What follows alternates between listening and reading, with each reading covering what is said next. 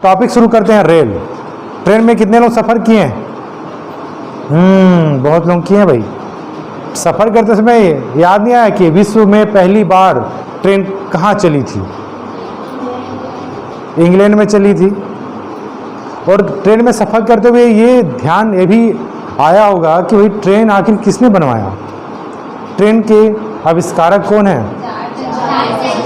हाँ, जैसे कि आपको यहाँ दिखा रहा है, जॉर्ज स्टीवेंसन ने ट्रेन का आविष्कार किया था। ट्रेन का आविष्कार जॉर्ज स्टीवेंसन ने किया था। पहले भाप वाली इंजन हुआ करती थी, है ना? तो याद रखिएगा 1825 में प्रथम रेल मार्ग यहाँ पर है, इंग्लैंड में। यहाँ पर विश्व की पहली रेलगाड़ी चली थी तो 1830 में। 1830 में मैनचेस्टर से लिवरपूल, मैनचेस्टर से लिवरपूल। याद हो जाएगा? बताओ लड़कियां, बताओ इसमें ए वाले बताओ कहाँ चली थी? देख के बताओ। चेस्टर। और कहाँ है? लिवरपूल। चलो बी वाले बताओ कहाँ चली थी पहली रेल? बताओ कहाँ चली थी? इंग्लैंड में चली थी। कब चली थी बताओ? 1825 में। 1825 में प्रथम रेल मार्ग बनाया गया था, रेल मार्ग पटरी। और 1830 में पहली बार चली थी। ठीक है, आप बताइए आविष्कारक कौन थे रेल के? सी वाले बताओ। चलो जॉर्ज, हाँ उसको ना धीरे क्यों बोलते हो? सिटी बजना चाहिए ना। स्टीवेंसन। स्टी बोलो। चलो सब स्टीवेंसन। बेसन नहीं, जॉर्ज स्टीवेंसन। ठीक है, तो ये है, क्लियर हो गया। पहला रेल मार्ग जो था लंदन में 1825 में, पहली जो रेलगाड़ी जो चलाई गई थी 1830 में लिवरपूल से मैनचेस्टर।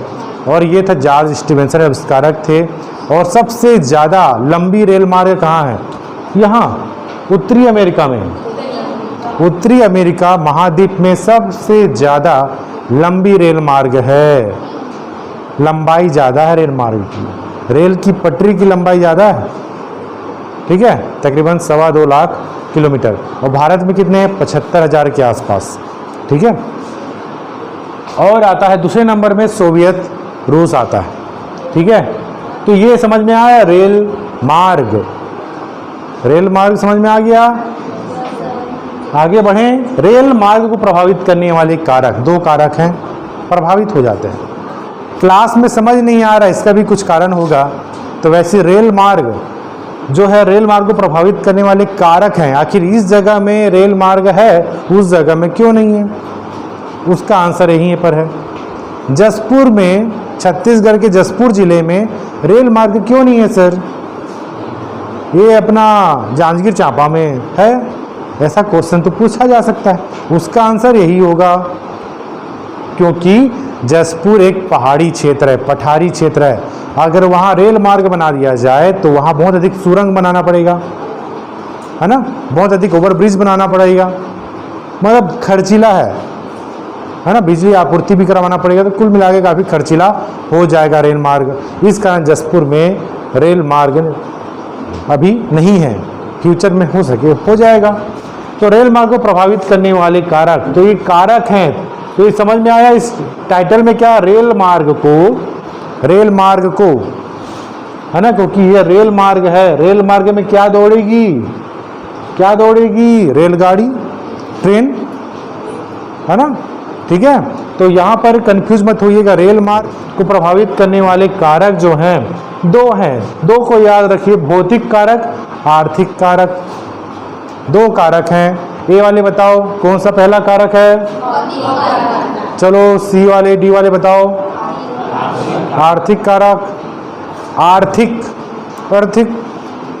तो वो ऐसे लिखोगे भी, आर्थिक। जब लिखते समय आर्थिक हो जाएगा। मुंह को फाड़ो, आर्थिक, आरती ये मत बोलो भाई, आर्थिक, है ना। आर्थिक कारक, दो कारक हैं, कौन कौन से कारक है पूछेगा तो बन जाएगा। आर्थिक, भौतिक, समझ में आया। भौतिक कारक क्या होते हैं, मैंने कई बार बताया इस बारे में। हाँ, जो धरातल में जो प्रकृति प्रदत्त तत्व होते हैं भौतिक कारक में आते हैं। पर्वत, पठार, मैदान, नदियाँ, ये सब आएंगे भौतिक कारक में। आर्थिक कारक में मनुष्य के द्वारा कृत हैं। तो चलिए पहला टॉपिक शुरू करते हैं, भौतिक कारक। भौतिक कारक में दो पॉइंट हैं, धरातल और जलवायु। ठीक है संदीप, तो क्या है भौतिक कारक में दो पॉइंट है, कौन कौन सा, ए बी बताओ। धरातल जिसमें आप बैठे हुए हैं, हालांकि ब्रेंच में बैठे हैं मगर मूलतः ये धरातल है, धरा का तल है, पृथ्वी का तल है।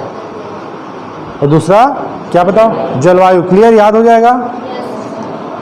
तो धरातल के बारे में बताया गया है कि जो पर्वत और पठार जो होते हैं, पर्वत और पठारी क्षेत्र में रेल मार्ग बनाना काफ़ी अधिक क्या है, कठिन है। ठीक है, कैसे कठिन है, फिर क्वेश्चन आएगा क्यों कठिन है भाई, सर क्यों बोल रहे हैं कठिन है। क्योंकि पर्वतीय क्षेत्र है ना, क्या ऊंचे ढाल ऊंचे होते हैं और तीव्र ढाल वाले होते हैं। वहाँ पर अगर रेल मार्ग बनाए तो सुरंग बनाना पड़ेगा। सुरंग से पार होके गए हो आप लोग, कहीं आप पेंड्रा गए हो, दिल्ली गए हो, दिल्ली गए हो तो पेंड्रा के पास सुरंग है, दिन में जाओगे तो अंधेरा हो जाएगा, पहाड़ के बीच से सुरंग है ना। तो ये काफ़ी अधिक खर्चीला होता है। ओवरब्रिज बनाना खर्चीला हो गया। पठारी क्षेत्र है, वहाँ पर विद्युत की आपूर्ति पहुँचाना भी कठिन है। तो कुल मिला के ये काफ़ी अधिक खर्चीला है। धरातल, पर्वत पठारी क्षेत्र में रेल मार्ग बनाना काफ़ी अधिक खर्चीला, महंगा पड़ जाएगा, इस कारण वहाँ पर नहीं है। तो कौन सा उपयुक्त है, मैदानी क्षेत्र। जांजगीर चांपा मैदानी क्षेत्र है, यहाँ रेल की पटरियाँ हैं, जसपुर में नहीं है। ठीक है, तो क्लियर हुआ। धरातली क्षेत्र, तो आपको क्या लिखना है, पर्वत व पठारी क्षेत्र में रेल मार्ग बनाना काफ़ी अधिक खर्चीला है, क्योंकि वहाँ पर सुरंग और ओवरब्रिज बनाया जाता है। इस कारण मैदानी क्षेत्र में रेल मार्ग बनाई जाती है ज़्यादातर। ठीक है, दूसरा जलवायु। जलवायु है, जलवायु जैसे कि कोई क्षेत्र है जो बर्फ से आच्छादित हो जाता है, बर्फ ही बर्फ जमा हुआ रहता है ना, कुछ विशेष मौसम में, तो वहाँ पर क्या होगा, काफ़ी अधिक, वो भी खर्चीला भी हो जाएगा, है ना। बहुत सारे हादसे भी होने की संभावना रहती है। जो पटरियाँ हैं उसमें बर्फ जम गया है ना, 6 महीने 7 महीने तक, तो भी दिक्कत है वहाँ पर। अगर बारिश ज़्यादा हो रहा है उस क्षेत्र में, दलदल वाला क्षेत्र हो गया है। अभी रायगढ़ के पास 2 साल में ऐसे ही होता है, केलो का जो नदी है उसमें काफ़ी अधिक उफान आता है, पटरी बहा के चला जाता है, ट्रेन कैंसिल हो जाता है 7-8 दिन के लिए। फिर जब उसका मार्ग को बनाया जाएगा तो फिर होगा। तो जहाँ पर ज़्यादा दलदल वाला क्षेत्र होता है वहाँ पर भी प्रभावित होता है रेल मार्ग। क्लियर हुआ। जहाँ अधिक वर्षा होगा प्रभावित, दलदल वाला क्षेत्र प्रभावित, जहाँ पर अधिक हिमाच्छादित क्षेत्र होंगे प्रभावित होगा, जहाँ पर अधिक बर्फ वाला क्षेत्र होगा वहाँ पर प्रभावित होगा। तो जलवायु उपयुक्त होना चाहिए। ठीक है, क्लियर हुआ।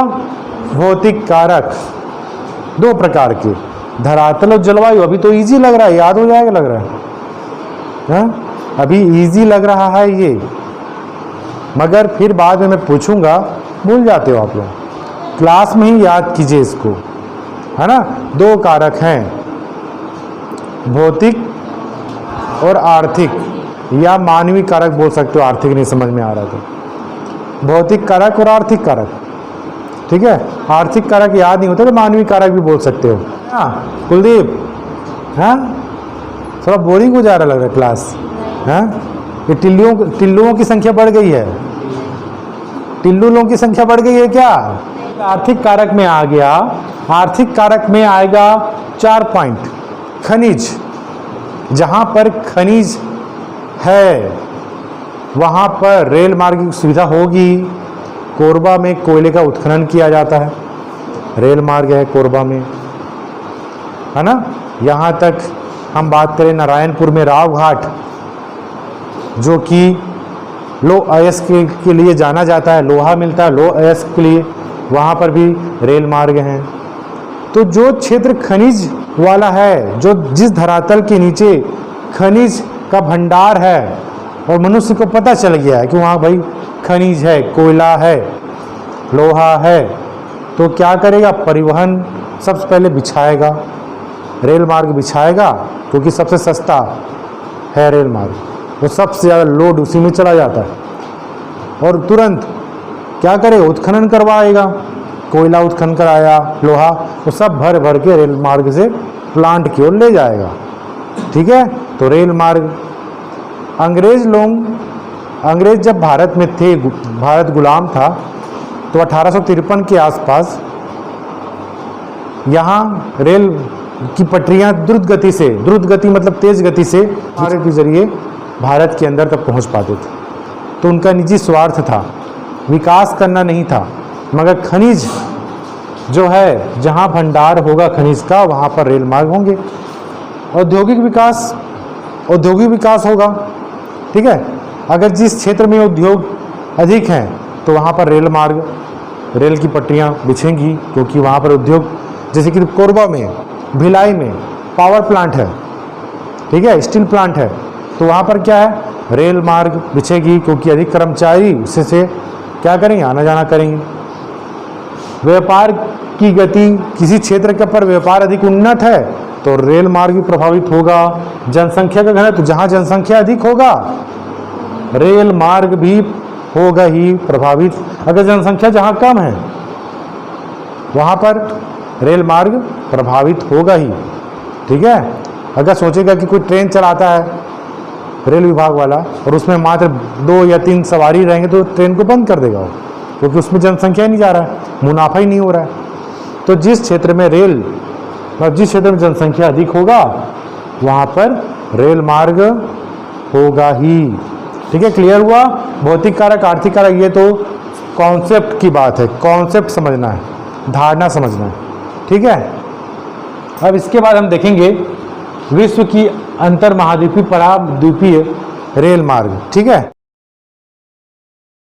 यूएसए सिएटल, जैसा कि हम लोग पढ़ रहे थे कि USA, United state of America में 3 अंतर महाद्वीपीय रेल मार्ग हैं।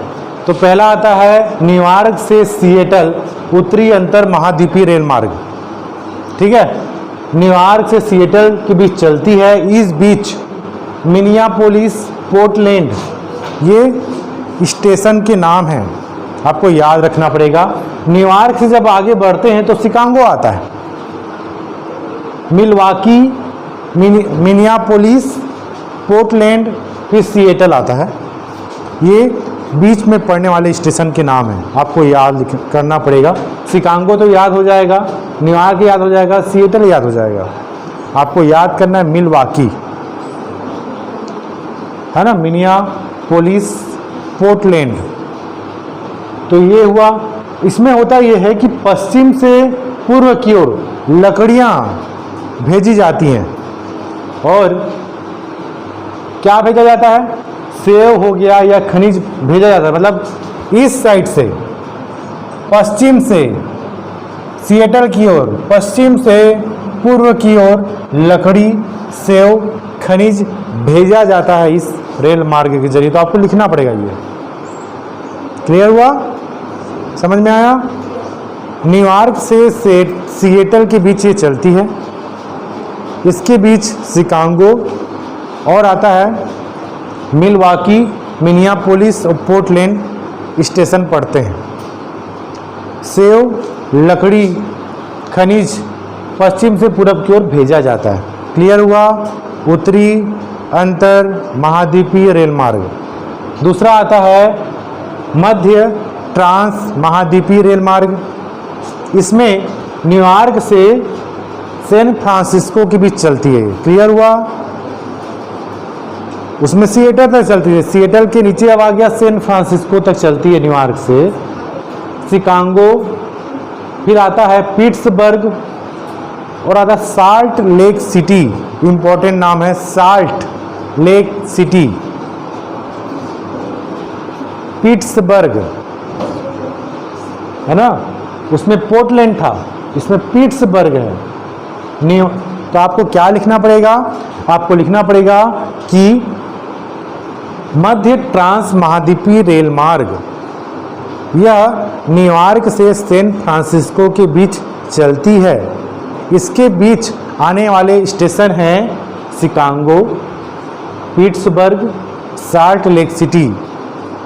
और यहाँ पर जो व्यापार होता है उसमें मशीनरी सामान पश्चिम से पूरब की ओर भेजा जाता है। बस बन जाएगा। तीसरा आता है और अंतिम आता है दक्षिणी अंतर महाद्वीपीय रेल मार्ग।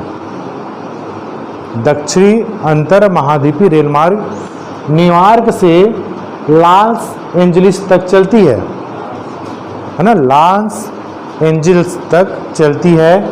यह हमने यहाँ पर देखा था मध्य ट्रांस महाद्वीपीय रेल मार्ग की विशेषता यह है कि रॉकी पर्वत में इवांस दर्रे से पार होकर जाती है। दर्रा क्या होता है, दो पर्वतों के बीच सकरा निचला रास्ता होता है जिसमें आसानी से आगे बढ़ जाए। जैसे ही बढ़ते होंगे तो इधर ऊंचे पहाड़, बीच में तो नीचे वाला पहाड़ दर्रा कहलाता है। उसको बोलते हैं इवांस दर्रा जो है रॉकी पर्वत का, वहाँ पर से मध्य ट्रांस महाद्वीपीय जाती है। तीसरा आता है न्यूयॉर्क से लॉस एंजलिस, इसके बीच पड़ने वाले स्टेशन मुख्यतः शिकागो ही है। तो आपको ये बताना पड़ेगा इसमें जो होता है किसका होता है, ऊन का, खाल का, मांस का और कपास का, चीनी का व्यापार होता है पश्चिम से पूरब की ओर। क्लियर हुआ? तो यहाँ पर हमने देखा यूएसए का अंतर महाद्वीपीय रेल मार्ग, उत्तरी अंतर महाद्वीपीय रेल मार्ग, मध्य ट्रांस महाद्वीपीय रेल मार्ग, दक्षिणी अंतर महाद्वीपीय रेल मार्ग। इस रेल मार्ग की विशेषता ये है क्योंकि ये सबसे अधिक सब क्षेत्रों तक फैला हुआ है।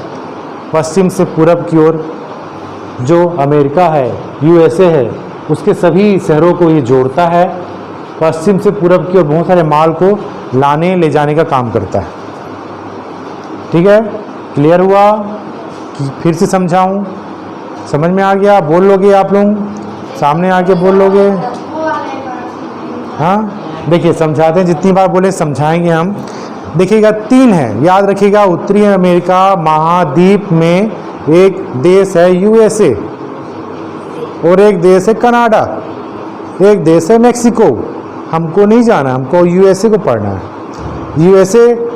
यूएसए जो है संयुक्त राज्य अमेरिका, उसमें 3 रेल मार्ग हैं। मैं इस तरह से करूं तो ये आएगा उत्तरी अंतर महाद्वीपीय रेल मार्ग, मध्य ट्रांस महाद्वीपीय रेल मार्ग, दक्षिणी अंतर महाद्वीपीय रेल मार्ग। ये 3 महाद्वीपीय रेल मार्ग है। तीनों महाद्वीपीय रेल मार्ग की विशेषता ये है कि तीनों न्यूयॉर्क से शुरू होती है। न्यूयॉर्क से चलती है सिएटल तक, उत्तरी अंतर महाद्वीपीय रेल मार्ग। क्लियर? इस बीच पड़ने वाले स्टेशन कौन कौन से हैं? Chicago, मिलवाकी, Minneapolis, Portland. Chicago, मिलवाकी, Minneapolis, Portland. आपको कोई भी एक याद नहीं होता, भूल जाओ, 2 याद कर लो। शिकागो को तो याद करना ही है, मिलवाकी याद हो जा रहा है, पोर्टलैंड याद हो जा रहा है, मिनियापोलिस याद नहीं हो रहा है, तो आप याद कर लीजिए तीनों का, कोई दिक्कत नहीं है ना। तीसरा आता है मध्य अंतर महाद्वीपीय रेल मार्ग, न्यूयॉर्क से शुरू, क्या सिएटल सहसा वाला हो गया, तो यहाँ पर सैन फ्रांसिस्को, न्यूयॉर्क से सैन फ्रांसिस्को के बीच चलती है। इस बीच पड़ने वाले स्टेशन है शिकागो और आता है पिट्सबर्ग, साल्ट लेक सिटी। काफ़ी चर्चित नाम है साल्ट लेक सिटी। तो यहाँ पर आपको याद करना है Chicago, Pittsburgh, salt lake city हो गया। और इस रेल मार्ग की विशेषता है कि जितने भी मशीन है पश्चिम से पूर्व की ओर जाते हैं। तीसरा और अंतिम आ गया दक्षिणी, पहला उत्तर, मध्य, दक्षिण, दक्षिण अंतर्महाद्वीपीय रेल मार्ग भी न्यूयॉर्क से लॉस एंजल्स तक जाती है। सबसे ज़्यादा भीड़ इसी में रहता है, व्यक्तियों की संख्या वाला भीड़ सबसे अधिक इसी में रहेगा। और इसमें ही ऊन, खाल, मांस, कपास, चीनी का व्यापार किया जाता है। क्लियर हुआ? 3 रेल मार्ग हैं। क्लियर हो गया? बन जाएगा बाद में, ठीक है आशीष, बनेगा? पूछूंगा तेरे से ही मैं, हंस रहा था तू क्लास में, है ना? और कुलदीप बनेगा? तो देख लो ध्यान से, फिर से समझ में नहीं आया फिर से समझा दूं। 3 रेल मार्ग हैं, तीनों का विशेषता ये है कि तीनों न्यूयॉर्क से चलती है, सिएटल, न्यूयॉर्क से सैन फ्रांसिस्को, न्यूयॉर्क से लॉस एंजल्स, खत्म। इस बीच में कौन कौन सा स्टेशन पड़ता है उसको याद करना है। और रॉकी पर्वत में इवांस दर्रा है, उससे होकर मध्य अटलांटिक, मध्य ट्रांस अंतर्महाद्वीपीय रेल मार्ग बढ़ती आगे। तो ये हो गया यूएसए का। अब मोस्ट इंपॉर्टेंट आने वाला है, कौन सा? ट्रांस साइबेरियन रेल मार्ग। ट्रांस साइबेरियन रेल मार्ग काफ़ी अधिक इम्पोर्टेंट है। प्रश्न पूछता ही है, इसको साइबेरिया की जीवन रेखा क्यों कहते हैं? विश्व की सबसे लंबी रेल मार्ग कौन सी है? यही है, जिसकी ऊंचाई और जिसकी लंबाई 8,640 किलोमीटर है। विश्व की सबसे लंबी रेल मार्ग 8,640 किलोमीटर लंबी है, जो कि 1905 में स्थापित है, बनाई गई थी, निर्मित हुई है 1905 में। तो हम लोग याद करते हैं, फिर वही बात, कहाँ से कहाँ चलती है, बीच में कौन कौन से स्टेशन पड़ते हैं।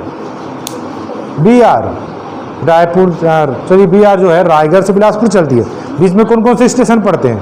जेठा आ गया, शक्ति आ गया, बाराद्वार आ गया, चांपा आ गया, कलतरा आ गया, जयराम नगर आ गया, गतोरा आ गया, सब ये बीच में स्टेशन है ना। कहाँ से कहाँ चल रही है? बिलासपुर से रायगढ़, बीच में भी स्टेशन। वैसे ही आपको याद करना है कि ट्रांस साइबेरियन रेल मार्ग लेनिनग्राड से व्लादिवोस्टोक तक चलती है।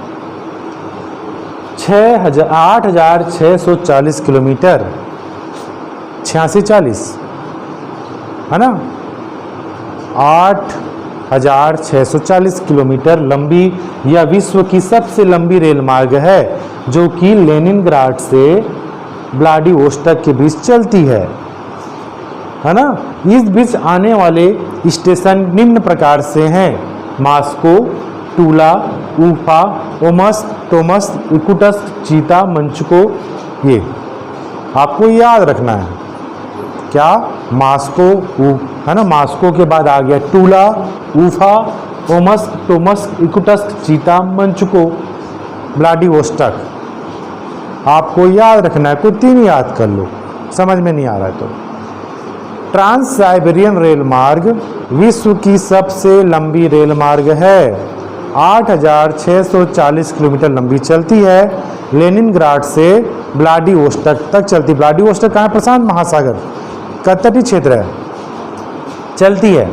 लेनिनग्राड के बाद आता है मास्को, टूला, उफा, ओमस्क, टोमस्क, इकुटस्क, मंचको, व्लादिवोस्टोक। आपको याद रखना है, ठीक है? क्लियर हुआ? विश्व की सबसे लंबी रेल मार्ग ट्रांस साइबेरियन रेल मार्ग है।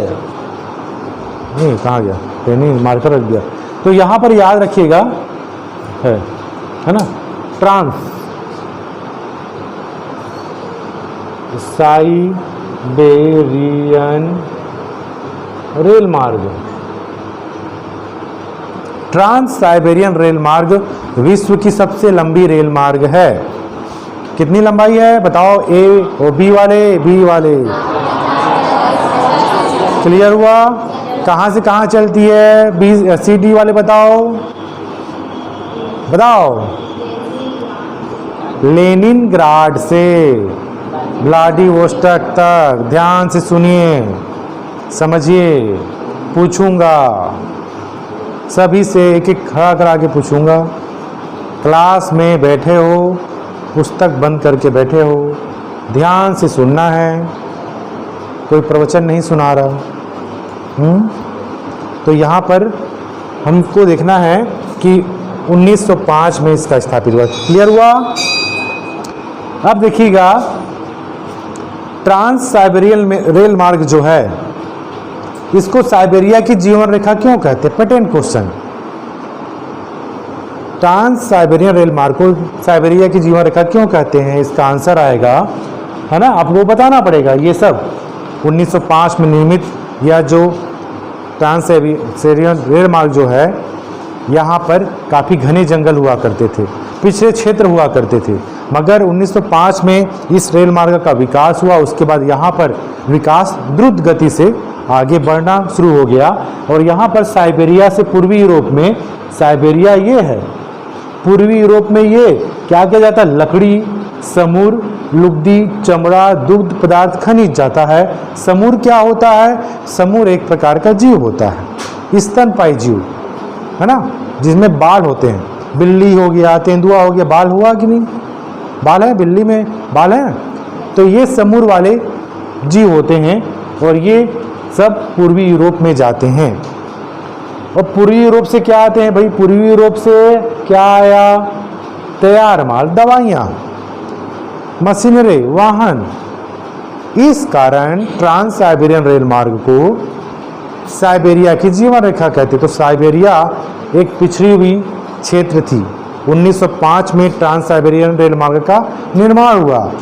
इसके कारण विकास तेज गति से बढ़ा और यहाँ पर साइबेरिया से पूर्वी यूरोप के बीच क्या किया जाता है? लकड़ी, समूर, लुगदी, चमड़ा, दूध पदार्थ, खनिज, ज़्यादातर कच्चे माल जाते हैं, कच्चे माल जा रहे हैं वहाँ पर। और वहाँ से क्या आएगा? तैयार माल, दवाइयाँ। इस कारण ट्रांस साइबेरियन रेल मार्ग को साइबेरिया की जीवन रेखा कहते हैं। और यह लेनिनग्राड से व्लादिवोस्टोक तक चलती है।